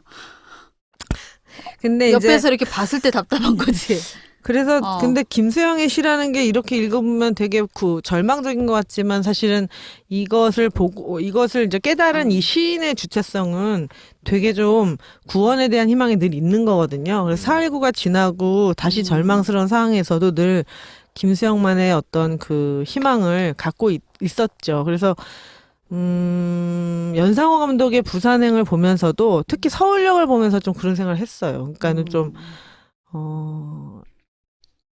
참 사람이 누군가 내가 누군가에게 도움을 주지 않는 남의 불행이 내일 나의 불행이 될 수 있고 내가 오늘 이렇게 무사하게 살고 있는 것은 나도 모르는 누군가의 또 도움에 위해서 기대고 있는 것이고 그래서 우리는 모두 서로에게 이렇게 연결된 존재이기 때문에 사실은 그 모델하우스에서 있었던 죽음을 생각해 보면 언제나 우리는 삶을 좀 반성하는 태도로 졸렬과 수치의 어떤 틈들을 잘 봐야 된다. 내가 어떤 것에 졸렬하게 또 수치를 모르고 살아가는지 이런 생각이 좀 들어서 가졌습니다. 반성의 모드네. 어떻게 보면 내가 좀비보다 못할 때도 있을지도 몰라. 그렇죠. 그렇죠. 숙연해졌어. 숙연해지는 거네. 짧아서 먼저 했습니다. 김수영의 시는 정말 모던하네요. 네, 그럼요. 저합니까? 저는 좀 다른 분위기인데 저는 그냥 이 감독이 좀 독특해서 이렇게 웹툰이잖아요. 웹툰. 그쵸, 만화 그쵸. 애니메이션. 사실 요즘 이렇게 웹툰에서 영화 오고 웹툰에서 소설 오고 또는 웹소설에서 영화 오고 드라마 오고 또 그게 또 책으로도 가고 OSMU. 예, OSMU, 또 뭐 트랜스미디어, 뭐 이런 현상들이 많이 벌어지고 있는 거가 보여서 또 이제 이런 얘기들이 좀 흔하게 있는 일이구나라는 생각에서 이제 뭐 얘기 드리고 싶었어요. 신과 함께도 그런 거잖아요. 그렇죠. 웹툰에서 네. 웹툰 제목을 얘기해야지. 이거 아까 서울역이라는 것도 애니메이션에서 만들어진 거잖아요. 네. 그리고 지금 최근에 지옥이라는 거가 작년에 이렇게 네이버 웹툰에서 이제 실렸었는데 그게 이제 책으로는 이제 아직 1권으로만 이제 출시가 되었는데 책으로 이제 나온다고 합니다. 근데 이것이 만화로. 근데 이게 영화 제작도 확정이 되었고요. 그래서 이제는 그건 무슨 얘기예요? 지옥은? 지옥은 지옥의 연상호 감독이 그린 거예요? 그린 거예요. 연상호 감독이랑 그 송곳 쓰신 분 있죠. 송곳. 최규석. 최규석 작가가 같이 작품 엄청 좋다고. 작품 엄청 좋다고. 벌써. 네. 근데 그 지옥이라는 게 되게 호평을 많이 받았던 거예요. 지옥 사자 얘기예요. 지옥 사자. 신과 함께랑 비슷한 느낌인가? 또 아니 근데 풀어지는 거는 또 뭐 변호사 얘기도 나오고 이래서 좀 다를 수 있는데 그게 한 1년 정도 연재했던 거를 이제 책으로도 나오고 또 영화화 되기도 하고 그래서 이게 조금 화제성이 있어가지고 소개해 줄까 하면서 요즘 이런 현상들이 좀 많이 보여서 OSMU를 한번 소개해 주려고 얘기하려고 합니다. 원래 이제 시작이 그 출판으로 보면은 가장 핫했던 게 이제 뭐 미생이 떠오르죠. 미생. 2012년 정도에. 네, 12년, 13년 그렇죠. 미생의 이런 다음 웹툰으로 일억뷰. 나왔던 것이 이제 드라마 되고 영화화 되고 각종 OSMU가 되고. 그렇죠. 최근에 이태원 클라스도 네, 맞아요. 웹툰이죠. 웹툰이 드라마로 해서 대박이 났고 쌉니다. 천리마마트도 있습니다. 네, 그것도 전 드라마 다 봤어요. 김비서가 왜 그럴까? 네, 웹소설. 근데 이거는 원래 원작이 웹소설이었는데 웹툰으로 올라가면서 더 많이 이제 보이고 드라마 되면서 다시 웹소설이 또 다시 또 뜨기도 하고 그래서 이게 서로 이렇게 선회한다고 그래야 되나요? 순환된다고 그래야 되나요? 생태계가 좀 바뀌고 있어요. 맞아요. 뭐가 먼저인지를 몰라서 이게 어느 날 뜨고 있으며 이게 원작이 소설의 웹소설인지 드라마에 있었는지 이렇게 하면서 서로 이제 보게 되는 이제 시기가 다양한 OSMU의 현상들을 보게 됩니다. 그래서 그 콘텐츠 진흥원에서 한번 나온 조사가 있는데 2013년도에 이 웹소설의 규모가 100억 원 정도였대요. 근데 2018년도면 지금 5년 만인데 4천억 원으로 40배 정도가 커진 웹소설의 규모가 되었다고 합니다. 그래서 웹툰과 웹소설을 묶어가지고 이제 보통 웹문학이라고 하는데 웹문학에 대한 추이가 계속 눈여겨보고 있다라는 거. 근데 이게 갑자기 근데 어느 날 나온 건 아니에요. 우리 예전으로 돌아보면 몇 가지 유추해 볼 수 있는 것들이 많이 있어요. 가까이 드라마 중에는 구름이 그린 달빛? 그렇죠. 이것도 원작은 웹소설이었고요. 밤을 걷는 선비. 네. 그리고 저는 예전에 2000년대에 봤던 것 중에 커피 프린스.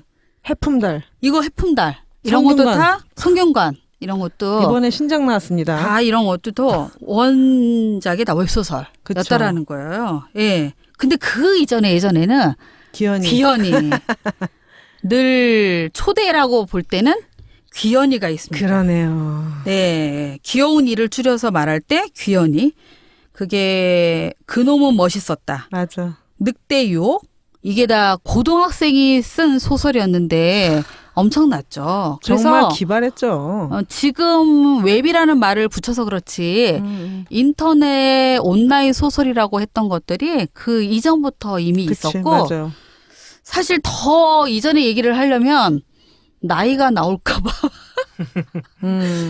PC통신부터 나올 수 있거든요. 그렇죠. 팬픽도 그때 있지 않았습니까? 있었고요. 네. 테마로? 사실 네, 역사 네. 속에서 오면 문학 속에서는 테마록부터 얘기하기도 하고요.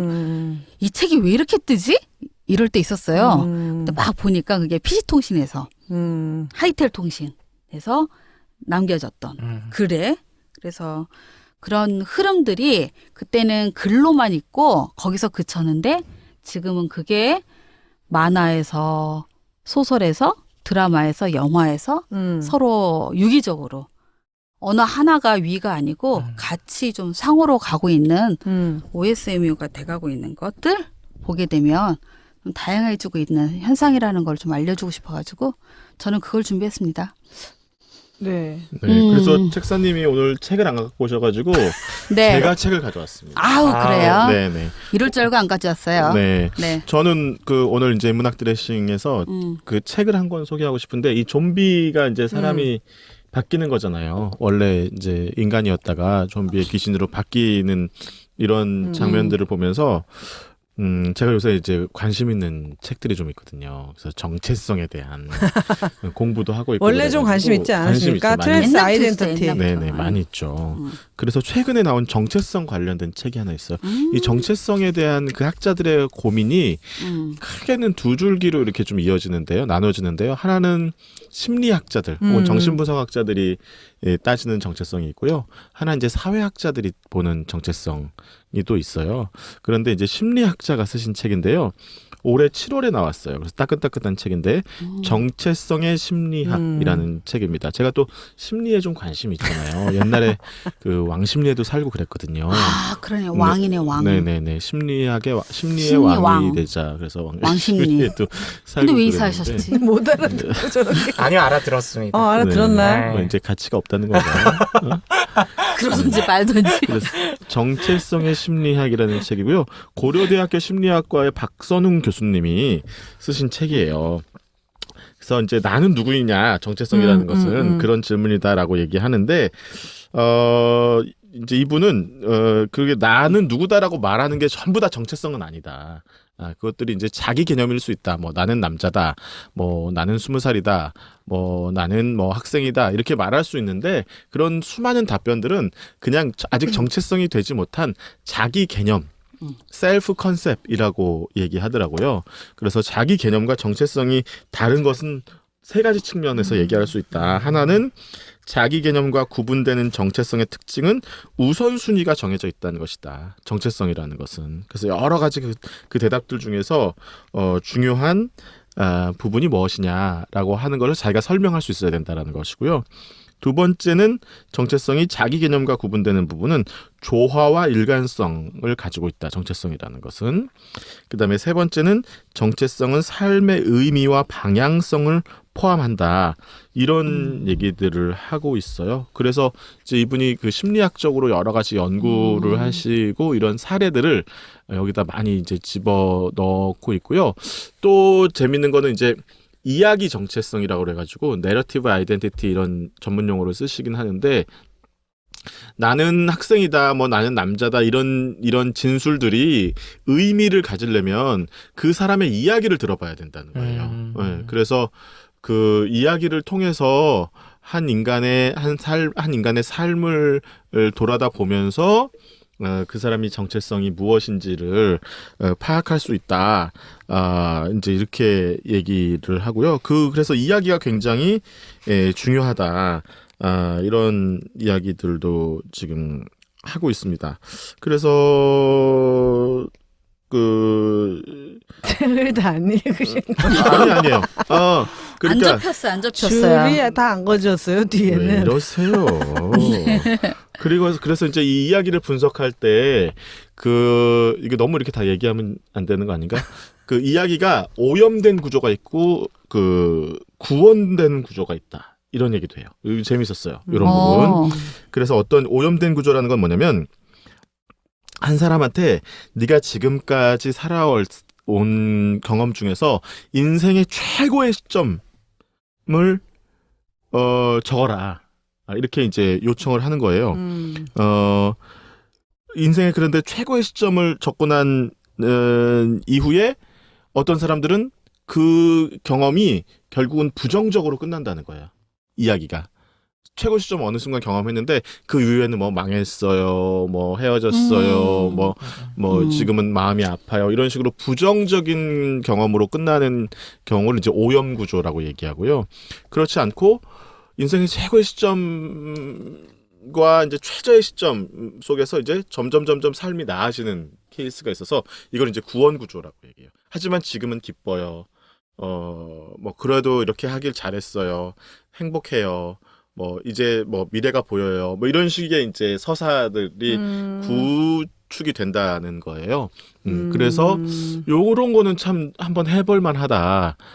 내가 지금까지 살아왔을 때 가장 즐거웠던 시간, 혹은 가장 행복했던 시간, 아니면 가장 나락에 떨어졌던 시간 이런 것들을 적고 그 앞뒤로 왜 그런 일들이 벌어졌는지를 이제 써보라고 하면 그거를 분석하면 대부분 이런 구조로 나타난다는 거예요. 그래서 저는 그 좀비가 우리가 얘기한 것 중에 가장 그들에게 있어서는 최악의 순간이었겠지만 그럼에도 불구하고 그 최악의 순간이 다시 희망의 순간으로, 희망의 메시지로 바뀌는지, 아니면 오히려 더 최악의 그 전망들을 하게 하는지, 뭐 이런 것들도 재밌을 것 같아요. 그래서 지금 이 정체성의 심리학은 그런 측면에서 이제 한 개인의 심리, 한 개인의 정체성을 다루는 거지만, 저는 이런 것들을 이제 좀 넓혀보면 그 어떤 영화를 분석한다든지 소설을 분석한다든지 할 때도 쓸 수 있을 것 같고, 내러티브 아이덴티티라는 말이 이분은 그런 의미로 쓰지 않지만 서사가 가지고 있는 정체성 자체를 얘기할 수도 있을 것 같고, 뭐 그런 의미에서 굉장히 좀 재밌어요. 또 우리 사회가 갖고 있는 어떤 집단 정체성을 얘기할 때도 참고할 수 있지 않을까, 그런 생각이 들었어요. 그리고 굉장히 그냥 쉽게 읽히는 책이어가지고 혹시 뭐 관심 있으시면 보시면 어떨까 싶어서 추천합니다. 책 읽어주는 남자 이런 거 해도 괜찮겠다. 정체성. 네. 그렇죠. 할 일이 많아. 할 일이 많아. 그렇죠. 정체성에 관한 얘기. 네. 제가 아까 사실 타이밍을 놓쳤는데, 아까 OSMU 얘기하실 때, 지금 혹시 웨이브로 회원 가입이 되어 있으신 분들은, 웨이브 오리지널 컨텐츠 시리즈가 좀 있어요. 제가 요즘에 이걸 조금 분석하려고 좀 보고 있어가지고, SFAC라는 시리즈물이에요. 이게 이제 SF라는 게 보통 과학, 공상 이거잖아요. 그래서 8편의 원작을 소설을 배경으로 해서 드라마를 만든 거예요. 근데 제작자는 다 영화 감독입니다. 8편의 감독이 다 달라요. 그래서 시네마틱 드라마라고도 불리우고, 그다음에 크로스 드라마. 그래서 MBC하고 웨이브가 공동으로 이제 방영을 해요. 그래서 MBC에서는 그냥 방송이 나가고, 웨이브에서는 OTT 서비스라서 유료 가입되어 있으면 보실 수가 있는데, 우리나라에서는 이제 이런 시네마틱 드라마가 BBC의 그런 블랙미러처럼 이제 시작되고 있는 건데, 웨이브 플랫폼이 좀 접근이 좀 어려워서 화제가 되진 못했지만, 민규동 감독 편이라든지 김의석 감독 편 같은 경우 인간증명이나 간호증 같은 것들이 굉장히 좀 수작으로 평가받고 있습니다. SFAC예요. 8편. SFA. 나 적으려고 지금. 네네. 그래서 왜냐면 내가 웨이브 공짜 멤버예요. 회원이에요. 네, 맞아요. 그 SKT 사니까 OTT 그냥 공짜로 해줄게. 네, 이거 크로스오버 뭐 여러 가지 수사가 있는데, 가까운 미래에 관련된 로봇이라든지 간호 로봇이라든지 초능력 재난이라든지 이런 것들이 나와요. 그래서 이건 한번, 특히 민규동 감독의 1편 간호중이라든지 김윤석 감독이 만든 그 인간 증명이라든지 이윤정 감독의 우주인 조항 같은 편이 수작으로 지금 호평받고 있어요. 8편이군요. 총 8편입니다. 그래서 A시구나. 네. 그래서 그래서 추천드리고 싶습니다. 자, 우리 비행기 타는 이제 제가 마무리하겠습니다. 오래 기다렸습니까? 네, 참 집에 간다고 머리도 하고 왔어. 저는 뭐를 준비했냐면요. 부산행이랑 서울, 부산역이랑 서울행, 부산행이랑 서울역, 그리고 반도에 나오는 좀비들은 우리가 K-좀비라는 이름을 붙이긴 하지만 사실 이게 동양산, 한국산 좀비는 아니잖아요. 좀비란 자체가 결국에는 서구 문명의 산물이기도 하고, 우리 동양 문명, 동방에는 비슷한 존재가 없을까 했을 때 있죠. 뭐가 떠오르시나요? 전설의 고향. 천여 귀신, 뭐 귀신 이런 거 달걀 떠오르는데 귀신. 네. 근데 사실 그거 그렇죠. 한국에는 구미호. 좀 별로 익숙하지 않을 수 있는데 강시라는 게 있죠. 강시. 강시 알아요. 장시. 예. 중국집 모자 썼잖아. 너무 귀엽잖아. 중국집 모자. 홍콩 영화. 그렇죠. 캐릭터. 강시 선생이라는 영화가 청나라 옷 입고. 그 80년대에 흥행했었죠. 네, 맞아요. 그때 다 80년대야? 보셨겠네요. 뱃속에서 즐겁게 보셨겠네요. 네, 그래 강시에 대해서 좀 찾아와 봤는데요. 강시는 그야말로 이제 중화문명권 이 동양의 이제 좀비라고 할 수 있고요. 명청 시기, 명나라 청나라 시기에 이제 유래된 그러한 이제 뭐 존재죠. 이것도 뭐 허구된 상상 속의 그러한 존재고요. 실제로 뭐 있었던 건 아니고 그 중국에는 이런 풍속이 있어요. 객지에서 죽은 사람은 항상 그 시신을 고향으로 이제 가져와서 이제 안장을 해야 된다는. 우리도 그래. 우리도 그래. 그렇죠. 참. 네, 객지에서 죽은 시신을 고향으로 가져와야 되는데 그 객지에서 사망한 시신은 그 영혼이 이제 구천에서 맴돌고 그래서 그 영혼을 이제 좀 안정시키기 위해서는 고향 땅에 묻어줘야 된다. 이런 풍속이 있었다고 합니다. 근데 이제 중국 같은 경우에는 명나라 청나라 시기에는 이제 전란이 많았었잖아요. 전쟁이 많았고 그럼 그 전쟁에서 죽은 사람들을 다 고향으로 보내야 되는데 이걸 사람을 운송한다는 일이 쉬운 일은 아니잖아요. 그래서 사람들이 이제 생각을 한 거죠. 이 시신을 어떻게 용이하게 운반할 수 있을까? 그래서 어떻게 했냐? 시신들을 일렬로 세웠다고 합니다. 일렬로 세워서 중국 하면 떠오르는 게 뭐가 있습니까? 중국을 대표하는 게 죽의장막이라고 해서 이제 대나무 죽감 뭐 이런 거 아닙니까? 그러니까 대나무를 끊어서 그 팔소매로 해서 이렇게 약간 그걸 양꼬치처럼 어머나. 양꼬치처럼 좀비 엮듯이. 예, 그렇게 꿰었다고 합니다. 팔소매 통해서. 그러니까 팔은 자연스럽게 이렇게 들어지잖아요. 가슴 앞으로 이렇게 들어지잖아요. 대나무가 그걸 이렇게 쭉 관통한 거죠. 시신들은 이렇게 일렬로 서 있고 그리고 앞쪽이랑 뒤쪽에서 이제 장정들이 가마를 들듯이 이 대나무를 이제 번쩍 쳐들었다고 합니다. 다리는 있고. 그렇죠. 그럼 팔이 안 빠지나 보네. 시신들은 이제 주렁주렁 이제 달려 있는 거죠. 근데 이렇게 가다 보면 키가 다르면 이렇게 그럼 이제 강시의 그 모습이 나오잖아요. 항상 팔을 앞으로 쭉 뻗어서 이렇게 가는 모습. 근데 여기다가 그 대나무니까 대나무가 탄성이 있잖아요. 감아들면 이렇게 움직이지. 아래 위로 이렇게 막 흔들흔들 거리잖아요. 뛰듯이. 그러니까 그 사람들이 이제 깡충깡충 뛰는 게 강시 그게 모습? 강시의 이제 유래라고 합니다. 네네네. 우리 강시 흉내 낼 때 그렇게 했어. 그렇죠. 네. 그게 이제 슬픈 강시의 얘기네. 유래였다고 합니다. 그러면 지역별로 이게 보통 쌍시 그러니까 쌍이란 게 이제 후난성을 말하는데요. 후난성 서쪽 지방에서 이러한 의식이 시작됐다고 하는데 일종의 전통 풍속이죠. 네네네. 슬픈 거네요. 강시라는 말은 그냥 이렇게 굳은 시신이란 뜻이에요. 맞습니다. 네. 맞습니다. 한자로 풀면. 네네. 어머. 그런 움직일 수 없는. 뜻이었구나. 그 강자가 아우, 쓰러질 소름 끼쳐. 강자일 소름 거예요. 끼쳐. 예. 뭐 귀여운 이름인 줄 알았어요. 나도. 그렇습니다. 그게 강시 전설의 이제 유래가 됐다고 합니다. 백발마녀보다 더 무서운 표현이었네. 그러니까 이 동양의 좀비인 강시랑 이 서방의 좀비가 조금 차이점이 있거든요. 아까 그 차이점을 이미 꼼꼼이가 말씀하셨어요. 강시는 죽은 시신이에요. 예. 죽은 시신인데 좀비는 아니잖아요. 살아서 감염된 케이스잖아요. 그러니까 하나는 이제 시신이고 하나는 이제 살아있는 존재. 아니 그렇지만 그 둘 다 영혼이 없고 우린 영혼이 있어요. 네. 우리 킹덤의 그 좀비들도 그렇고 우리는 다 생각이 있어. 있어요. 우리는 휴머니티가 남아 있어요. 휴머니즘은 좀 있는 게 네. K야. 우리가 또 좀비니즘 아니야? 좀비니즘. 좀비니즘. 영화나 이제 그 영상물 같은 데서 흔히 나오는 좀비는 그 이마 쪽에 이제 노란색 부적 같은 걸 하나 이렇게 내리잖아요. 붙이고 다니잖아요. 그게 이제 부적인데요.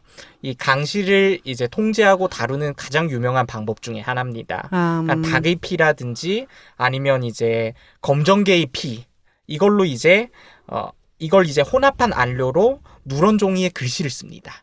그리고 그 누런 종이를 이제 딱 그 이마에 붙여 놓으면 잠시 특이하다. 동안 강씨의 움직임을 통제할 수 있다고 특이하다. 합니다. 네네네. 이게 아까 말씀드린 1985년 나왔던 강씨 선생 같은 경우 꽤 흥행을 했었죠.